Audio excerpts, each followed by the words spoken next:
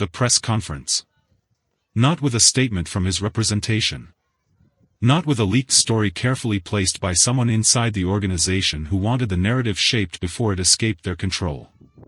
Shohei Ohtani, the highest-paid player in the history of professional baseball, the most extraordinary two-way talent the sport has ever produced, a man who in 3 seasons with the Dodgers had never once created a problem that required public management, simply did not walk to the mound for his scheduled start in the second game against the Athletics. He was in the building. He was dressed. He had completed his warm-up routine with the same methodical precision he brings to every start. And then something happened. And he stopped. And what came next, the conversation, the ultimatum, the 4 words that Roberts would later describe as the most direct thing any player had ever said to him in his managerial career, restructured the Dodgers' catching situation so completely and so rapidly that by the time the full story became public, the organization had already moved on to its solution. But the story deserves to be told from the beginning. Jonathan Lucroy had been around professional baseball long enough to know better. That is the sentence that kept appearing in the commentary, from former players, from analysts, from people who had been in major league clubhouses and understood the specific, unwritten architecture of respect that holds those environments together. Lucroy was not a young player navigating the social geography of a new organization for the first time. He was a veteran. A man with years of major league service, years of experience catching elite pitching, years of accumulated professional knowledge about how the relationship between a pitcher and a catcher is supposed to work. Which made what he did, and how he did it, harder to explain and harder to excuse. The details of Lucroy's behavior, as they emerged through the reporting that followed the story breaking publicly, were not dramatic in isolation. There was no single explosive incident. No confrontation on the field captured by a television camera. No moment that could be clipped and shared and pointed to as the clear, unambiguous origin of everything that followed. Instead, there was a pattern. A pattern of small disrespects that accumulated over the course of several weeks with the slow, quiet certainty of water finding the lowest point in a room. Pitch calls that were not just disagreements, which are normal, which are part of the conversation between every pitcher and every catcher at every level of professional baseball, but dismissals. A quality of inattention during mound conferences that bordered on contempt. A way of setting up behind the plate that communicated, to anyone watching closely enough, something that had no place in the dynamic between a catcher and a pitcher of Ohtani's standing. It communicated, "I've seen this before. I'm not impressed." Ohtani noticed it early. This is not speculation. Multiple people with direct knowledge of the situation confirmed that Ohtani had raised the issue internally, carefully, through the appropriate channels, with the professional restraint of someone who prefers to solve problems at the level where they originate rather than escalate them beyond what the situation requires. He had spoken to the pitching staff. He had communicated his concerns through his interpreter to the relevant members of the coaching hierarchy. He had given the organization the opportunity to address what he was experiencing before it became something that required a more public form of resolution. The response he received was not nothing. Conversations happened. Adjustments were promised. The coaching staff communicated to Lucroy, in the careful, measured language that organizations use when they need a veteran to modify behavior without triggering the defensiveness that veterans sometimes bring to being told they are wrong, that the dynamic behind the plate needed to change. Lucroy nodded in the right places. Said the right things. And then, in the next start, did almost exactly what he had been doing before. The pattern continued. And Ohtani, who had given the internal process its full and fair opportunity to work, arrived at the second game against the Athletics and made a decision. He found Roberts before the game. Not in a public space. Not in the dugout with coaches and players moving around them. In the manager's office. With the door closed. Just the two of them and Ohtani's interpreter, in the small, functional room that Roberts has occupied for years and that has absorbed more difficult conversations than any other space in the building. Ohtani sat down. He was calm. That is the detail that Roberts would later emphasize when he described the conversation, not in a full public account, but in the fragments that emerged through reporters who had earned enough of his trust to receive them. He was not angry in the way that anger is loud and reactive and difficult to contain. He was angry in the way that is quieter and more resolved and in some ways more serious than anything that raises its voice. He said 4 words. He said, "I will not pitch." Roberts waited. Ohtani said, "Not to him. Not again." Roberts looked at him for a long moment. Then he said, "Tell me what happened." And Ohtani did. Not at length. Not with the elaborate detail of someone building a legal case or constructing a narrative designed to persuade. With the efficient, precise directness of someone who has already processed everything he is about to say and has arrived at a place of complete clarity about what it means and what he needs. When he finished, Roberts was quiet for a moment. Then he said, "I hear you." And he picked up his phone. The game against the Athletics went ahead with a different pitcher taking Ohtani's scheduled start. The official communication from the organization cited a non-specific maintenance decision, the kind of language that teams use when the real explanation is not something they are prepared to discuss publicly before the internal situation has been resolved. The baseball media noticed immediately that something was off. Ohtani had shown no signs of physical discomfort in his previous outing. His pitch count had been managed carefully. There was no injury report, no IL designation, no indication from any of the normal organizational signals that a planned rest day was coming. The maintenance decision language landed with a hollow sound that experienced reporters recognized as placeholder language rather than explanation. Within hours, the first fragments of the real story began to surface. By the following morning, the full shape of it was visible, not in any single confirmed account but in the convergence of multiple partial ones, each adding detail to a picture that was becoming legible whether or not any individual source was willing to put their name to it.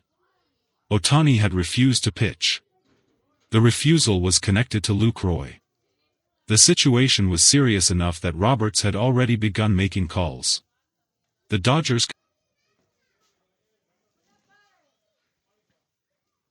confirmed nothing.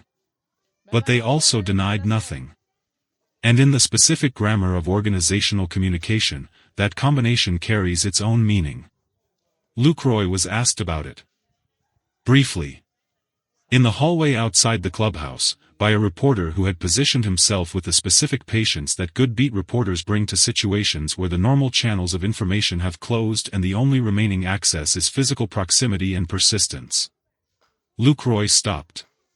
Looked at the reporter. His expression was not the expression of a man who was surprised by the question. It was the expression of a man who had been expecting the question and had decided in advance that he was not going to answer it fully. He said, "I don't have anything to say about another player's decisions." The reporter asked, "Is there anything you want to say about your own behavior?" Lucroy said, "I've been professional." He walked away. Those 2 words, "I've been professional," became the most analyzed 6 syllables in baseball media for the next 24 hours. Because the gap between that claim and what the emerging reporting suggested had actually happened was wide enough to drive a significant organizational consequence through. Roberts held a media availability that afternoon. He had prepared for it. That was visible in the specific quality of composure he brought to the room, not the natural ease of someone who has nothing difficult to discuss, but the constructed calm of a man who has thought carefully about what he is willing to say and what he is not, and has drawn those lines with precision before walking through the door. He confirmed that Ohtani had not pitched due to what he called an internal team matter that was being handled at the organizational level. He confirmed that Lucroy's status with the team was under review. And then he said the thing that nobody expected him to say in a public setting. He said, "Shohei Ohtani has earned the right to compete in an environment that meets the standard his preparation and his performance deserve. When something in that environment falls short of that standard, it is my responsibility to address it. I did not address it quickly enough. That is on me. And I am addressing it now." A reporter asked, "Does this mean Lucroy is done with the team?" Roberts said, "It means we are making changes. What those changes look like specifically will be communicated through the appropriate channels." Another reporter asked, "Did Ohtani issue an ultimatum?" Roberts looked at the reporter for a moment. Then said, "Shohei told me what he needed. My job is to provide it. I don't use the word ultimatum. I use the word communication. And when your best player communicates something clearly and directly, you listen. The new catcher's name emerged within 48 hours. The Dodgers moved with the specific efficiency of an organization that had already done the analytical work before the crisis made doing it urgent.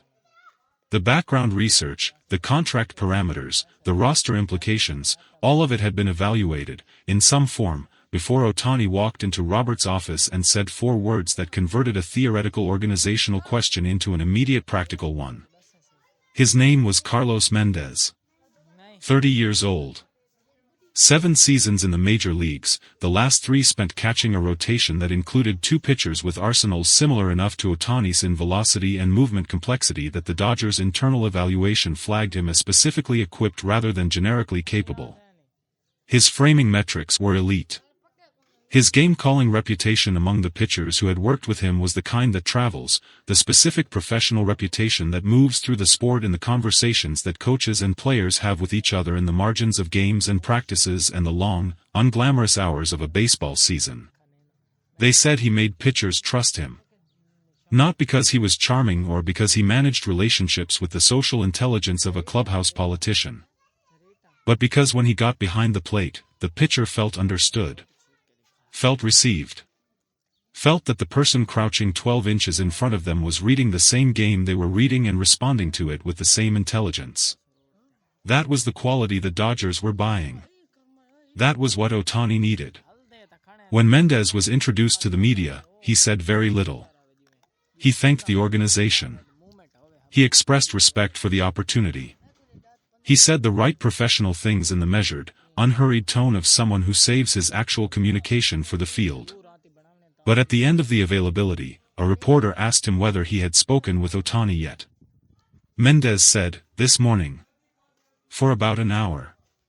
The reporter asked, "What did you talk about?" Mendez thought about it for a moment. Then said, "Everything. We talked about everything. How he thinks on the mound. What he needs in certain counts. What he's working on. What bothers him. What he trusts. We talked the way 2 people talk when they both understand that the conversation they're having is the foundation of something that matters." He paused. Then said, "He's very clear about what he needs. That makes my job easier, not harder. I'd rather know exactly what someone requires than spend a season guessing." The reporter said, "And do you think you can give him what he requires?" Mendez looked at the reporter with the steady confidence of someone who has been preparing for an assignment like this for longer than the assignment has existed. He said, "That's what I'm here for." Lucroy was designated for assignment 2 days later. No fanfare. No extended organizational statement. A transaction wire entry that appeared among dozens of others in the daily roster movement that the league processes as a matter of routine.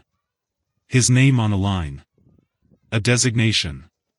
The efficient, impersonal machinery of professional baseball doing what it does when a situation has been resolved and the resolution needs to be made official. He did not speak publicly afterward.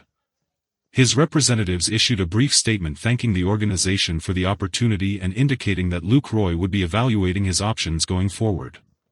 Nobody in the baseball world spent very long on that statement. Because the real story, the story that mattered, the one that would shape what the Dodgers looked like in October and beyond, was not about who had left. It was about what Ohtani had said. And what Roberts had done with it. And what it meant that the best pitcher in baseball had looked his manager in the eye and communicated, with 4 words and absolute clarity,